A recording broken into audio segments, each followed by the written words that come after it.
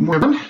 It is Tuesday, April 28th. I trust that today has been a good morning so far and that you continue to be safe and healthy during this time.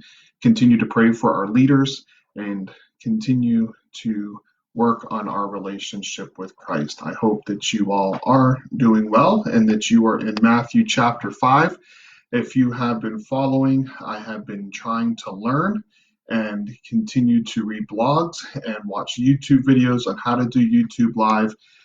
And I think today I've actually got it. So we'll continue to work this process. The good news is that by the time this pandemic is done, I will have an education on how to do Facebook Live and videoing and all that good technology stuff to keep us connected.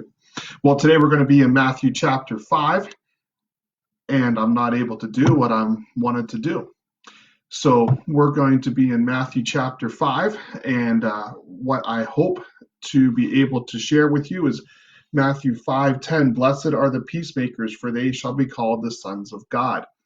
I had a cool picture of the Golden Gate Bridge. The Golden Gate Bridge connects San Francisco with Marin County, and that bridge is 2 miles long.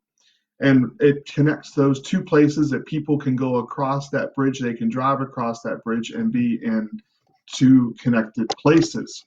Now, that's what Jesus is saying here in Matthew 5, verse 9. Blessed are the peacemakers, for they shall be called the sons of God. Well, what is a peacemaker? Well, first of all, what is peace? Peace is the absence of conflict or strife. And remember, this is Jesus's greatest sermon, and he wants to be able to encourage the people in their walk with Christ and in their walk with God. And what he is saying here is you need to have peace with God. You need to have the absence of conflict or strife with God. Now, if you follow Christianity, if you've been following these devotionals at all, Jesus started in Matthew chapter 5, verse 3 with his sermon and saying about the humility of folks and then mourning over your sin and then having grief over your sin and getting your relationship right with God. If you want to be a peacemaker, if you want to help someone through conflict or strife, you can't take them to some place that you haven't been yourself. And so the first question that we need to ask, and I need to ask of myself and ask of you, is, are you still in conflict with God, or have you found the peace of God that comes only through Jesus Christ? That is the only way that we're going to experience true peace and be able to be a peacemaker. So that's the first question we launch into is, blessed are the peacemakers. You have to have peace with God.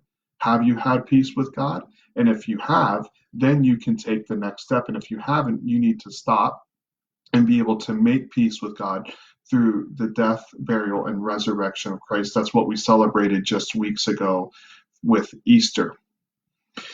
So there's three types of peace that we want to talk about this morning. The first one is peace with God, our relationship with God. And then second of all, we can help other people find peace with God. And that is through taking the gospel to them and helping people know, understand, and believe what Jesus has done.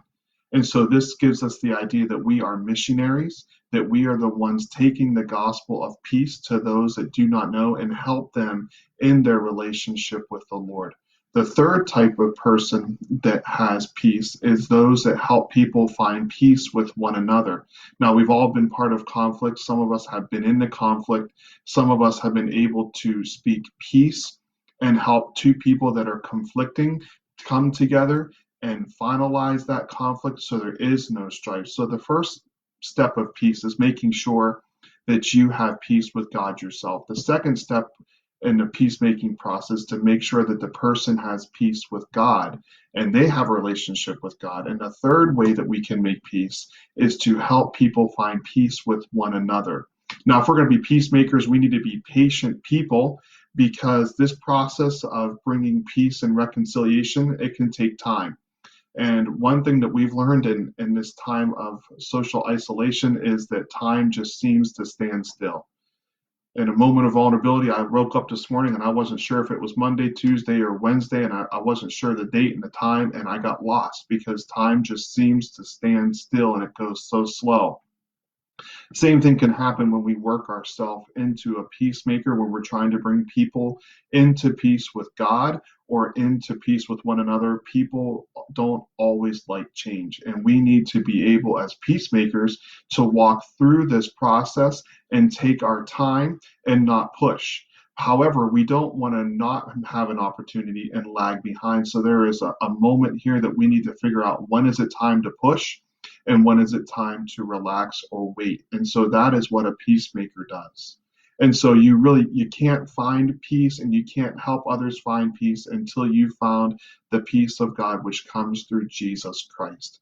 And so this morning, the three questions I have for you is, the first one is, have you found peace with God through Jesus Christ?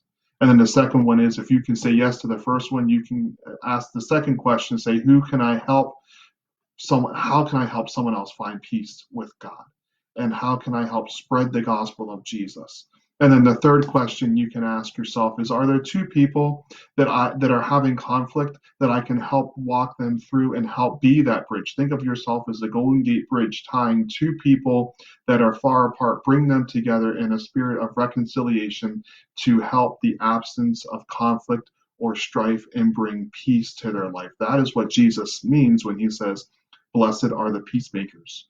Why? For they shall be called the sons of God. When you found peace with God, you can certainly be a child of God. If I can help you in any way, I trust that you'll reach out. Thanks for watching live. And I need to go read another blog because what I wanted to do, I couldn't do. So I hope you have a great day, and I'll talk to you soon. Bye bye.